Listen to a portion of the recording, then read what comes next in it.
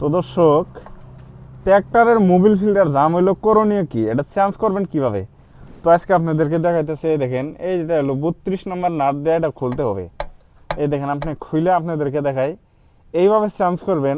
আর tractor tractor যারা যারা চালান দর্শক, ভাবেন যে ট্র্যাক্টর লাইফতে কত লাইফ, ট্র্যাক্টরের ড্রাইভারদের দেখেন জীবন কত কষ্টকর।